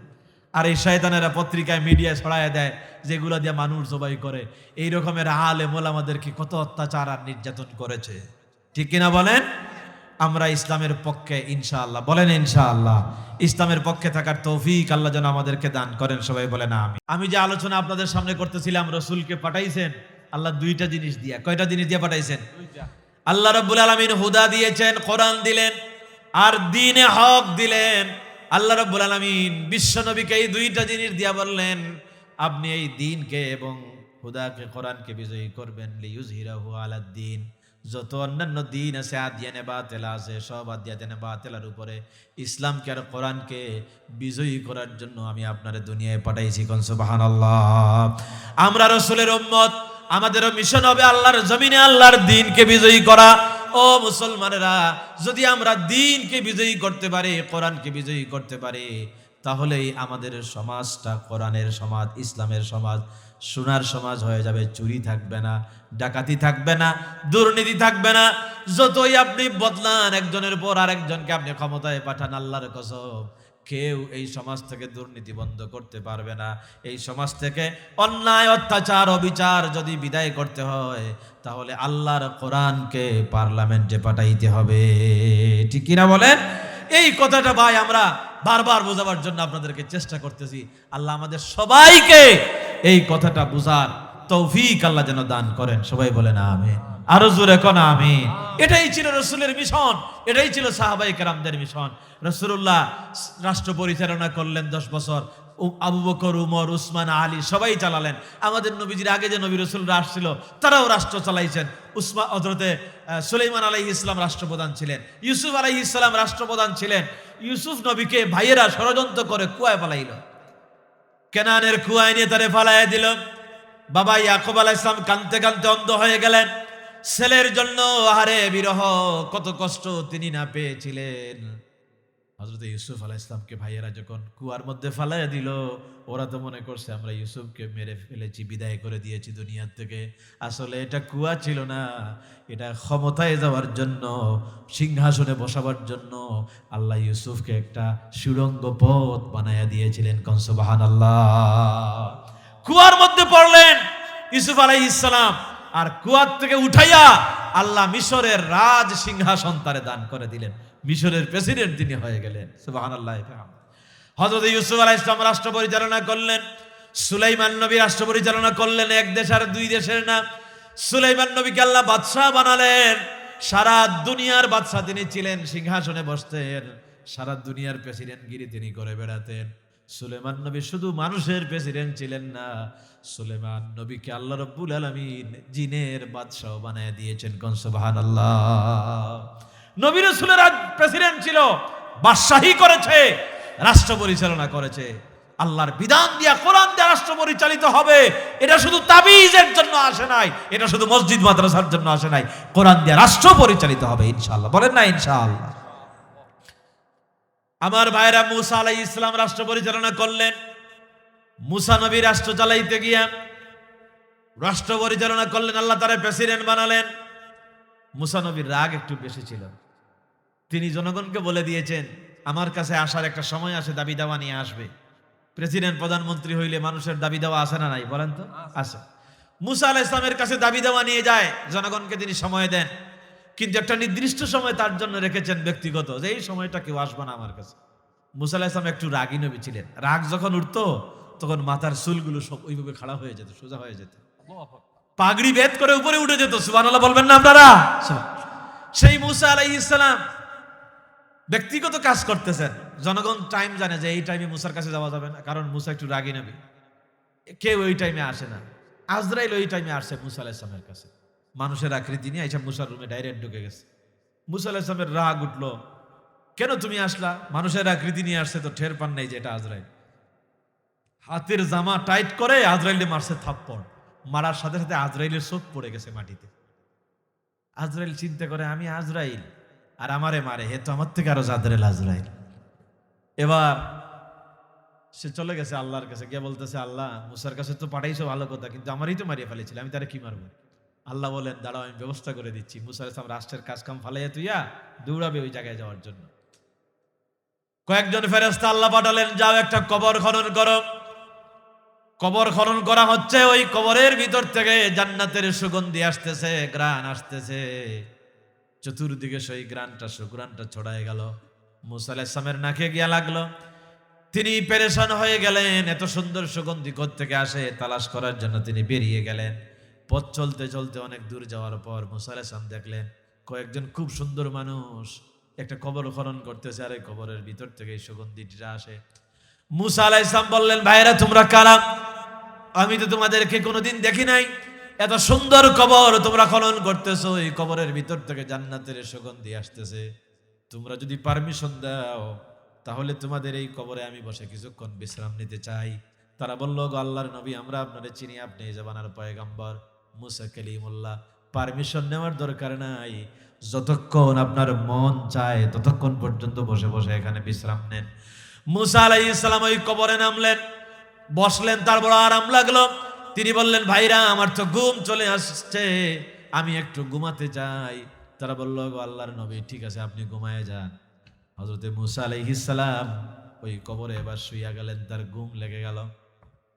অনেকক্ষণ ঘুমানোর পরে মুসা আলাইহিস সালামের ঘুম যখন শেষ হয়ে গেল, এবার ঘুম থেকে তিনি যখন জাগ্রত হলেন, এবার আল্লাহর কাছে ফরিয়াদ জানাই, আল্লাহ জানি না এই কবরটা কার, কার জন্য তুমি রেডি করতেছো, তবে তোমার কাছে আমার ফরিয়াদ, আল্লাহ জীবনে যত দোয়া করেছি তুমি কবুল করেছো। আমি বলেছিলাম রব্বি আরিনি, আল্লাহ তোমারে দেখতে চাই, তুমি বলেছো লান তারানি, মুসারে চামড়ার চোখ দিয়ে আমারে দেখতে পারবে না, এই সাহস তুমি করো না। মুসা আলাইহিস সালামের দোয়া আল্লাহর দরবারে মঞ্জুর হতো, যতক্ষণ মঞ্জুর না হতো ততক্ষণ পর্যন্ত তিনি দোয়া ছাড়তেন না। আল্লাহ তাআলা মুসা আলাইহিস সালামকে তুর পাহাড়ে নিয়ে গেলেন, নূরের ঝলক দেখালেন, বেহুশ হয়ে পড়ে গেলেন। মুসা বললেন, আল্লাহ তোমার সঙ্গে কথা বলতে চাই। আল্লাহ বলেন, মুসা রে কেন তুমি আমারে কি বিশ্বাস করো না? মুসা বলেন, বিশ্বাস করি, লিয়াতমাইন্না কালবি, আমার অন্তরের শান্তির জন্য কথা বলতে চাই। মুসা আলাইহিস সালামের উপাধি ছিল কালিমুল্লাহ, তিনি আল্লাহর সঙ্গে কথা বলেছেন। এইভাবে যত দোয়া তিনি করেছেন আল্লাহর দরবারে মঞ্জুর হয়ে যেত। মুসা বলেন, আল্লাহর এই কবরটা কার আমি জানি না, আমি তোমার এই জমানার পয়গম্বর, ভিক্ষা চাই তোমার কাছে, দয়া করে এই কবরটা তুমি আমারে দান করে দাও। আল্লাহ বলেন, মুসারে দুয়ার দরকার নাই, এই কবরটা আমি আল্লাহ তুমি মুসার জন্য রেডি করতেছি। আল্লাহ এবার মালাকাল মউতকে বললেন, যাও, মুসা তার জায়গা মতো এসেছে। এবার আজরাইল আসছে, আয়েশা থরথর করে কাঁপে, যদি আবার মারে। সেই জলিলুল কদর পয়গম্বর মুসা আলাইহিস সালাম রাষ্ট্র পরিচালনা করেছেন। নবীরা রাষ্ট্র চালাইছে, সুলেমান নবী রাষ্ট্রপতি, মুসা আলাইহিস সালাম রাষ্ট্রপতি, হযরতে ইউসুফ আলাইহিস সালাম রাষ্ট্রপতি, আর সবচাইতে সেরা রাষ্ট্রপ্রধান ছিলেন বিশ্বনবী মুহাম্মদুর রাসূলুল্লাহ সাল্লাল্লাহু আলাইহি ওয়াসাল্লাম। নবীজি যদি রাষ্ট্র না চালাইতেন, আল্লাহর কসম রাষ্ট্র চালানোর কথা আলেম ওলামারা ইসলামপন্থীরা বলতো না। নবীজি রাষ্ট্র চালাইছেন, সাহাবায়ে কেরামরা রাষ্ট্র চালাইছেন, এজন্য আমরা রাষ্ট্রের কথা বলি। ও মুসলমানেরা, আপনাদের কাছে আহ্বান করে গেলাম, এই জমিন আল্লাহর জমিন, এই জমিন শাহজালালের জমিন, শাহপরানের জমিন। আমার বাড়ি সিলেটে, 360 আউলিয়ার পদবারে ধন্য বাংলার জমিন। চিটাগাঙ্গে আছেন আল্লাহর ওলিরা, 12 আউলিয়া। তারপরে খান জাহান আলী রহমতুল্লাহ আলাইহি এই জমিনে শাহিদ আছেন। এই বাংলাদেশে সাহাবায়ে কেরামরা কালেমার দাওয়াত নিয়ে এসেছেন। এই বাংলাদেশে আল্লাহর ওলিরা শাহিদ আছে। এই দেশটা আল্লাহর কোরআন দিয়ে চলুক, এটা আমরা চাই কি চাই না? জুড়ে বলেন, চাই কি চাই না? সব দেখা শেষ, এবার ইসলামের বাংলাদেশ আমরা দেখতে চাই। আল্লাহ যেন আমাদেরকে সেই প্রচেষ্টা চালিয়ে যাওয়ার তৌফিক দান করেন, সবাই বলেন আমিন। যে এই কথাগুলো আমি আপনাদের সামনে উপস্থাপন করলাম, এই কথাগুলো সবাইকে আল্লাহ আমল করার তৌফিক দান করেন, আমিন। হাযা মা ইনদি ওয়াল ইলমু ইনদাল্লাহ।